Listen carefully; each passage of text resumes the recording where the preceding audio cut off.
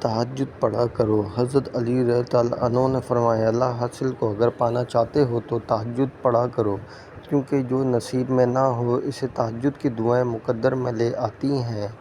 فجر اور تہجد۔ فجر اور تہجد خاموش نمازیں ہیں۔ ان میں بہائے گئے آنسوؤں کی پکار صرف اللہ دیکھتا ہے اور سنتا ہے، تب ہی تو ان میں مانگی گئی دعائیں اثر رکھتی ہیں، تب ہی تو ان کو ادا کرنے کے بعد انسان کا دل سکون سے بھر جاتا ہے۔ حضرت علی نے ارشاد فرمایا، زیادہ سوچنا انسان کو ختم کر دیتا ہے، بس دعا کرو اور رب پر چھوڑ دو۔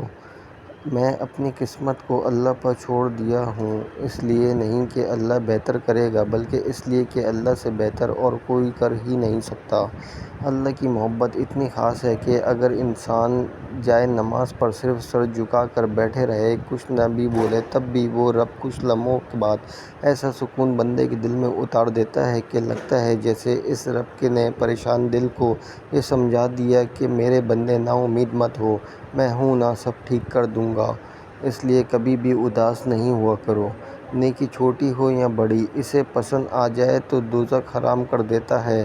3 کام اللہ کو پسند ہیں: ٹوٹے ہوئے دلوں کو جوڑنا، دل نہ چاہے پھر بھی معافی مانگنا اور معاف کرنا، کسی ایک گناہ پر پردہ ڈال دینا۔ حضرت علی نے فرمایا، زندگی کے 3 اصول بنا لو، اس سے ضرور معافی مانگو جسے تم چاہتے ہو، اس سے کبھی کچھ نہ چھپاؤ جس کو تم پر اعتبار ہو، اسے کبھی مت چھوڑو جو تمہیں چاہتا ہو۔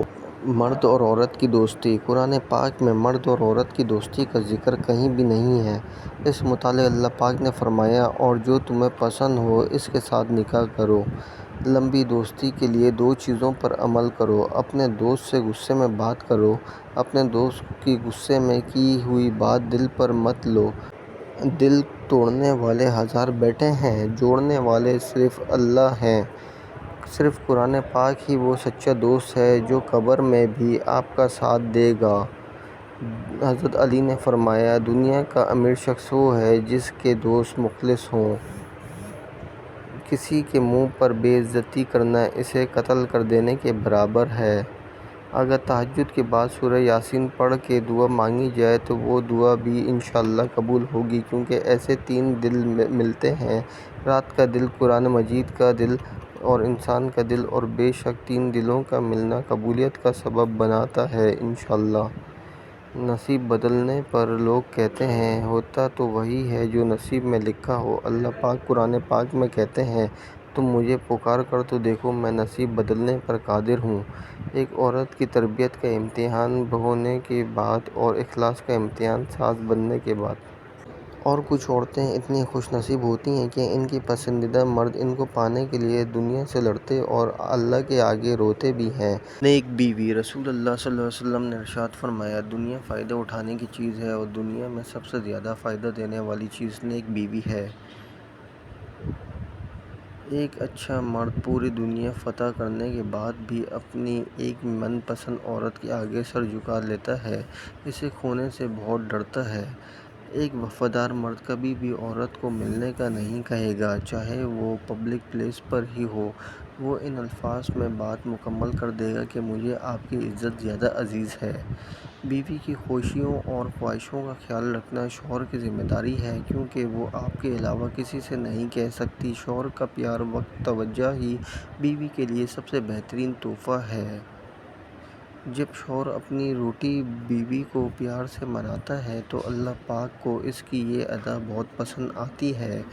بیوی ناراض ہو کر شوہر سے بولنا چھوڑ بھی دے مگر شوہر سے محبت کرنا، فکر کرنا پھر بھی نہیں چھوڑتی۔ جس سے محبت کی جائے اس سے مقابلہ نہیں کیا جاتا۔ کسی کو پا لینا محبت نہیں بلکہ کسی کے دل میں جگہ بنا لینا محبت ہے۔ مرد وہ ہوتا ہے جو غصے میں بھی عورت سے بات کرنے کی تمیز نہ بھولے۔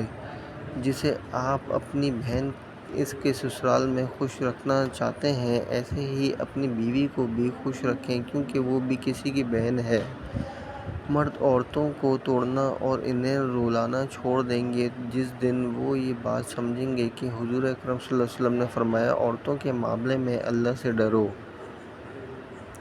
حضرت علی رضی اللہ عنہ نے فرمایا کہ جب کوئی عورت تمہارے سامنے رو پڑے تو تمہاری مردانگی کا تقاضا یہ ہے کہ تم اس کی بات کو وہیں ختم کر دو۔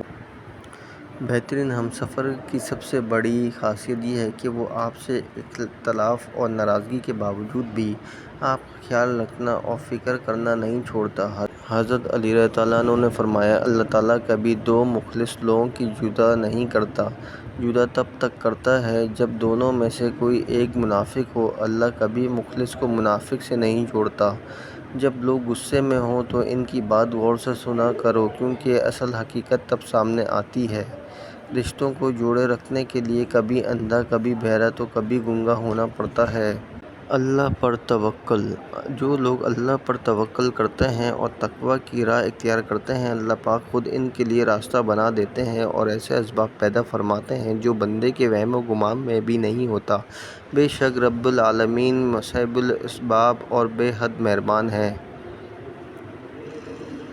اللہ کو بتایا کریں، اپنے دل کی کیفیت اسے بتایا کریں کہ آپ کیا محسوس کر رہے ہیں، کتنی تکلیف میں ہیں۔ آپ یقین کریں وہ بہت پیار سے سنے گا۔ آپ کے سامنے رونے سے آپ کے دل میں سکون اترے گا۔ بے شک وہ دلوں کا ہمراز ہے۔ بے شک اللہ توکل کرنے والوں سے محبت فرماتے ہیں۔